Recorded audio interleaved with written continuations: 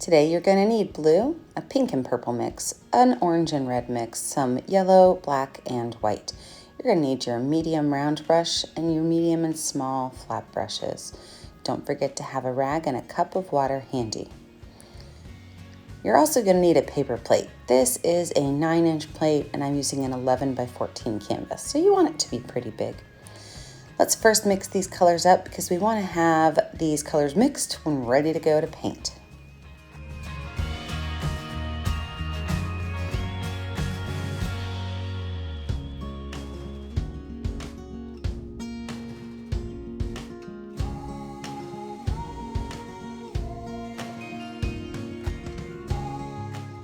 Let's get started. I'm going to start by tracing my big circle right in the middle of my canvas.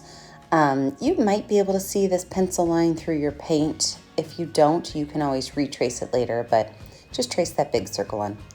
Then let's grab our medium flat brush and we're going to start with a strip of yellow paint slightly below the center of the canvas. So you don't have to make this in the very center.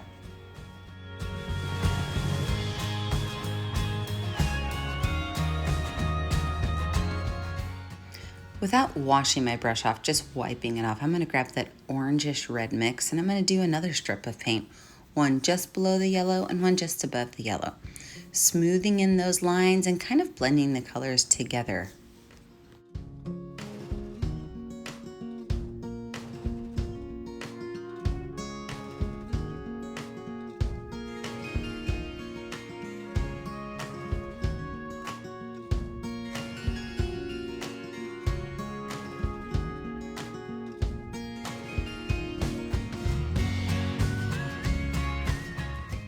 I'm going to take a little bit of this yellow and put it into the orangish red and a little bit of this orangish red and put it into the yellow and then just kind of smooth the two out.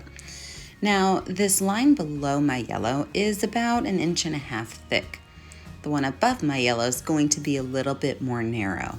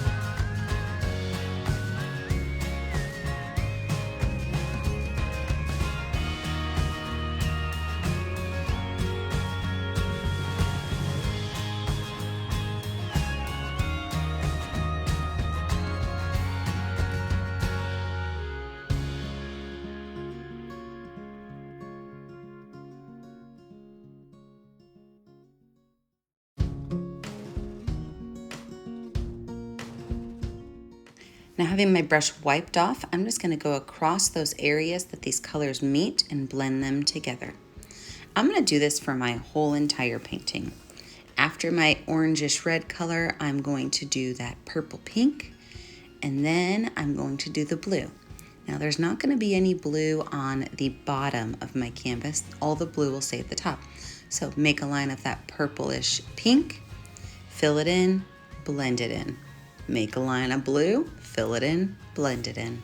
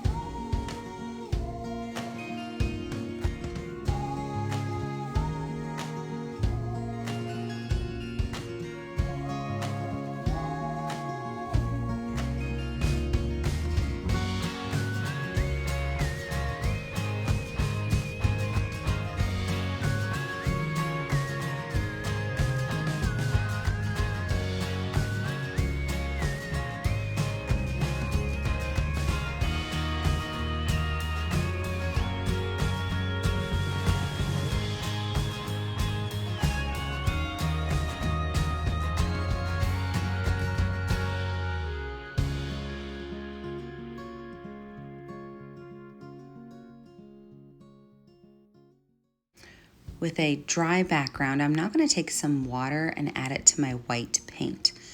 I'm going to do a splatter technique for my stars, and I want to use some watered down white paint for that. By just placing my two fingers parallel to my canvas, I can just tap that white paint off of the brush into my sky to make a really unique and fun splatter pattern for my stars.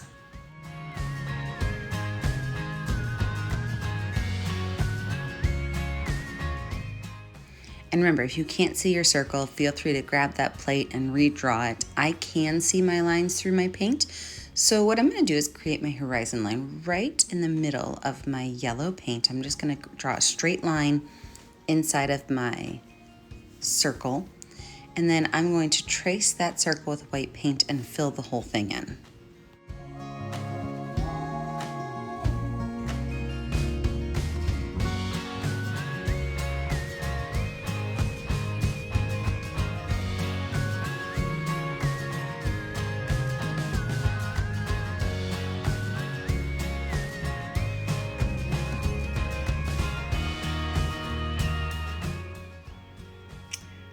With a little bit of blue paint, I'm just going to dab some areas up towards the top of my moon and smooth them out. I want there still to be some white showing through. I want there still to be a little bit darker blue, so I'm not filling the whole top of it in with that color. I want it to be streaky.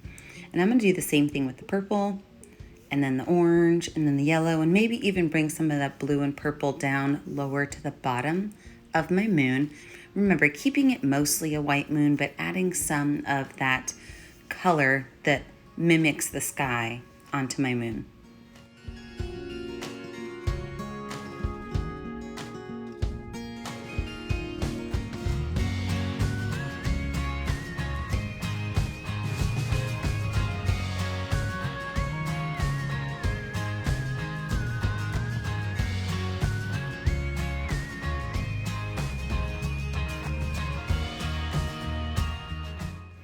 With a clean flat brush and a little bit of white paint, I am going to do small little horizontal lines left and right inside of that plate line, but underneath my horizon line.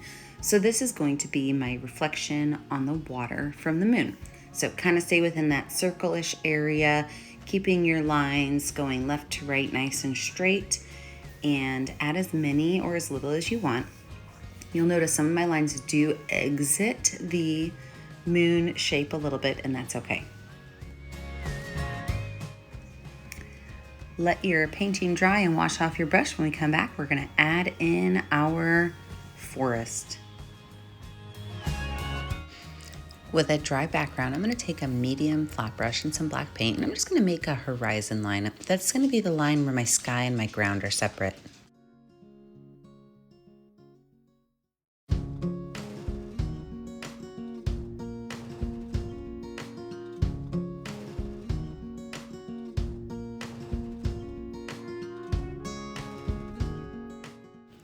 I can even go in and add a couple of hills to my horizon line to give it a little bit more interest. Make sure you fill it in all the way so it's nice and dark.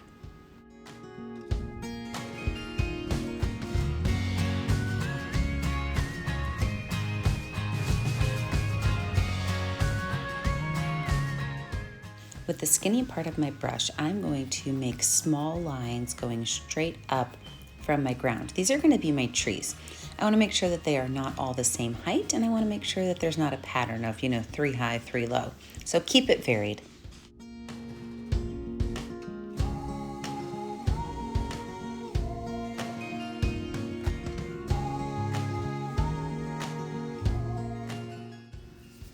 Let's turn some of these now into pine trees. So with that medium flat brush, I am just going to gently dab in a zigzag order, left to right, right to left, going down this tree, making sure that my dabbing gets larger as I go down towards my ground.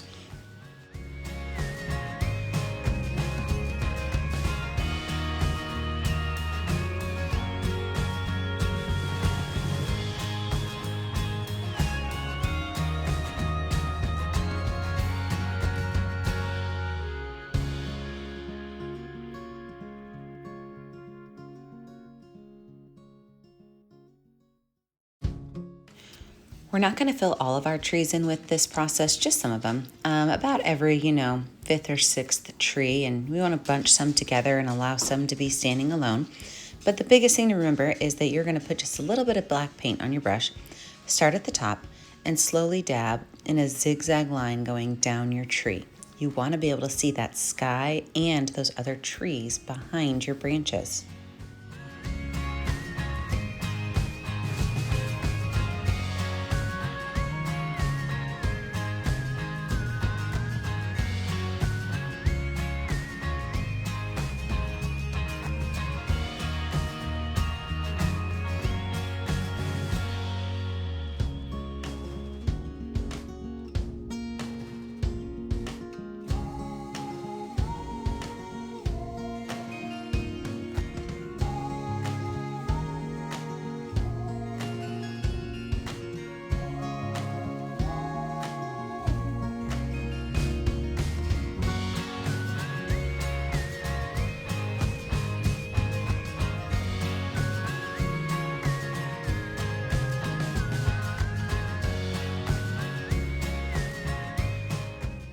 Before we add our reflection, we want to add some highlight. A little bit of white paint on that same brush, and I'm going to make a ghost line, just a short little line, starts and stops whenever it wants, along my water and my black ground.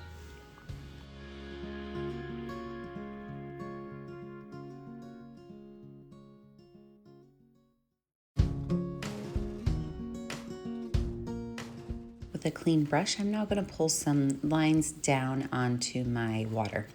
And this is the reflection. I do not need to, every single time I see a tree, draw a tree on the ground. It's just an ish thing. You kind of just assume that there's going to be some trees down there. One thing I do like to make sure I do is if there is a taller tree, I do like to make sure that I make a taller line on my reflection.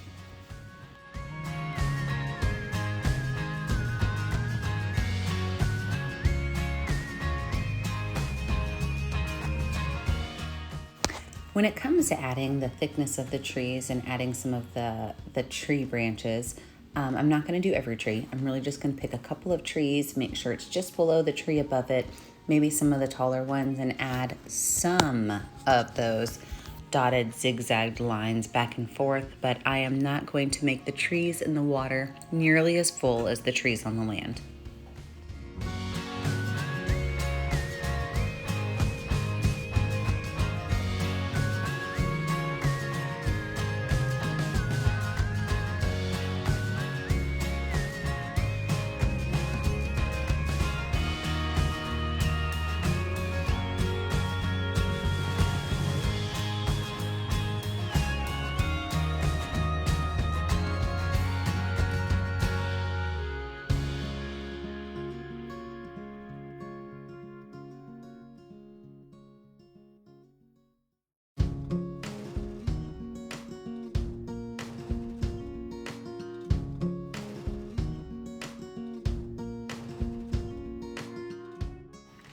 With my background totally dry, I'm now going to add in a dock, and you can leave it just how it is if you choose to, or add a dock. So I've got my small round paintbrush and some black paint. I'm just going to make a short line right in the center of my canvas, just below my land. And then from that short line, I'm going to make 2 angled lines out. This is going to give me an idea of perspective, where the edge of the bridge is further away than the beginning. You can go ahead and paint that whole thing in black.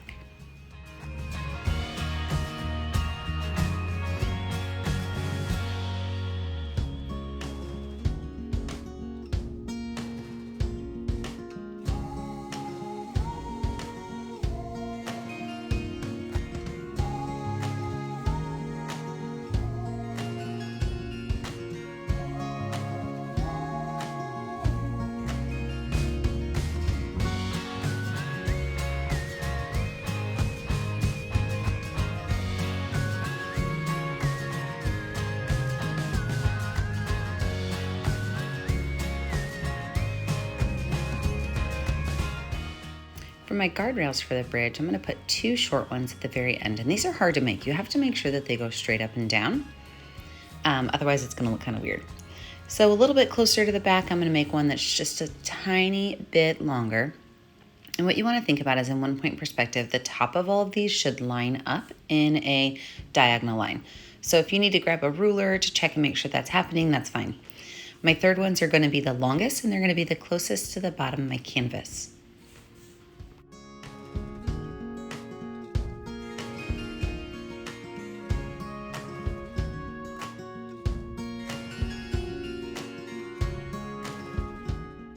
Again, with the straight lines, remember, if you need a ruler to help you, you can, but these should all match up at the top in a straight line, and that straight line should mimic the line of the dock.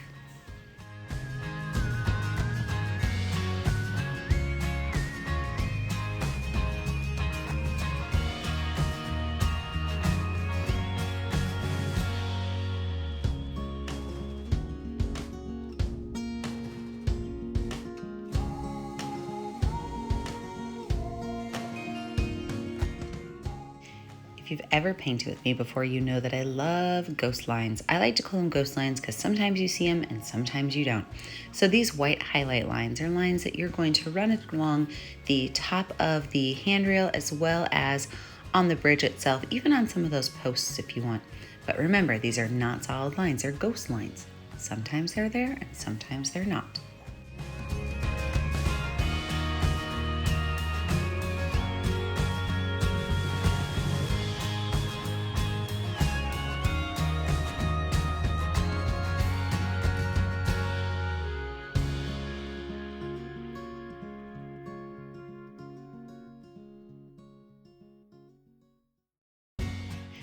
Thank you for painting with me today. I always sign my name in the bottom right corner with my initials of my canvas.